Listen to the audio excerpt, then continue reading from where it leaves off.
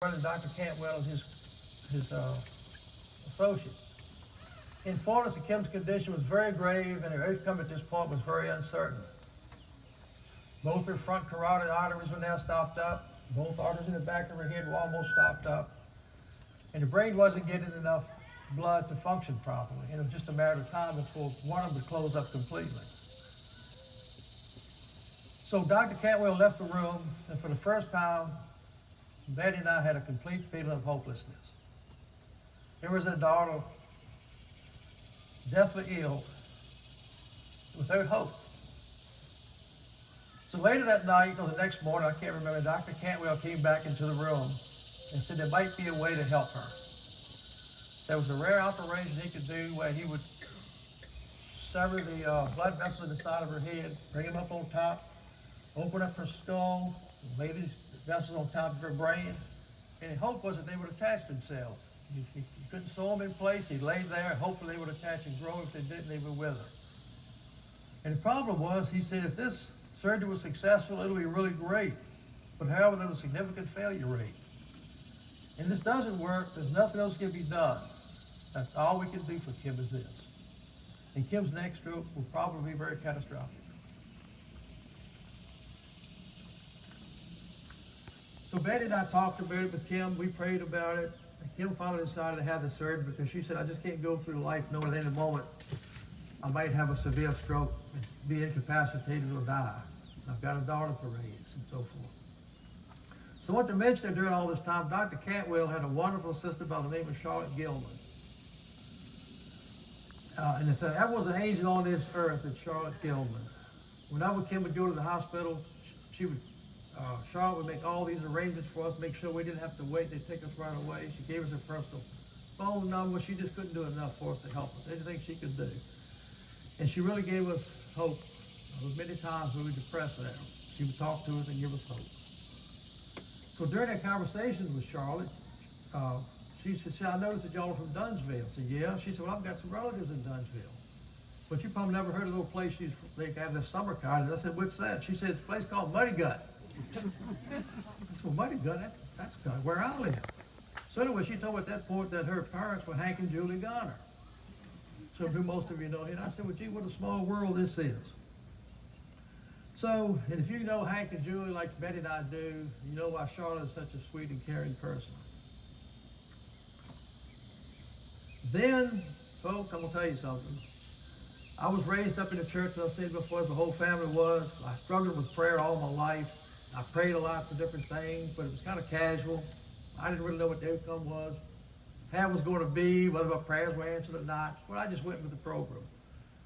But as we waited in the waiting room there, a very strange thing happened to me. I sat there, and all of a sudden I feel God's presence.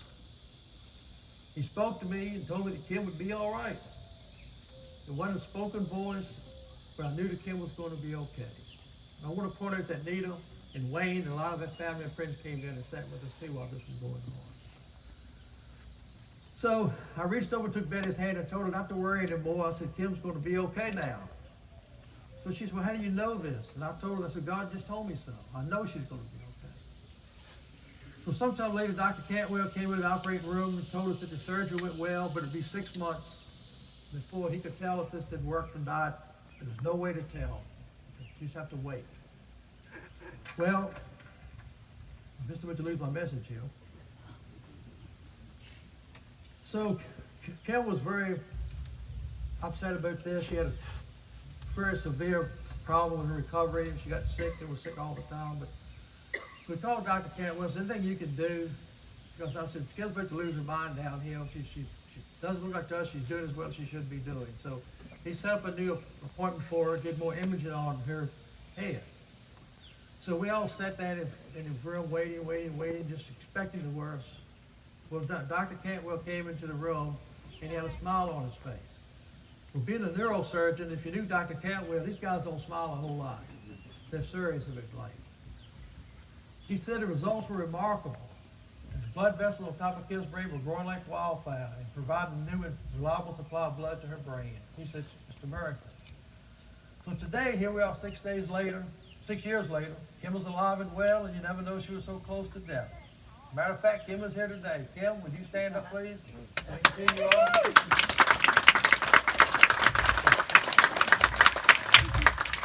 If you look at her now, you wouldn't know she was as close to death as you can get and still survive. And I know that a lot of people have gone through things, but Debbie's going through. You've had friends and parents and brothers and sisters and wives who've gone through similar things or worse things perhaps, but this was my story.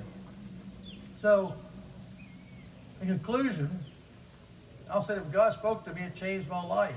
I've been brought up as a Baptist household along with brothers and sisters, and we regularly attended church and Sunday school.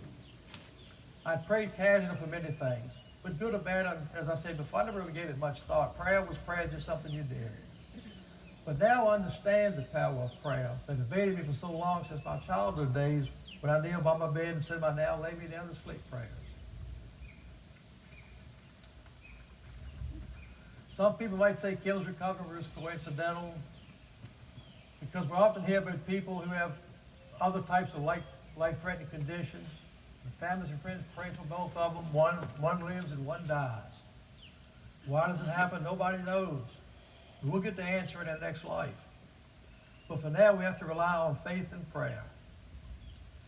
So we have to keep in mind that it's okay to pray for material things, but we should also remember that prayer is a serious thing and should be taken seriously because it's the only way to communicate with God. As for me, I don't know what the future's going to bring. I plan on staying down here in Muddy a long time, I hope. But I do know that when I called on God at my darkest hour, He answered my prayers, was at my side when I needed Him the most. Thank you. Also, I'd like to mention, folks, y'all see a need up here every day doing this. Believe me, I don't want to do it anymore. It's not easy to not put your thoughts down. I've had a year to do it. Nita does it weekly, so she should really be thankful to have her here.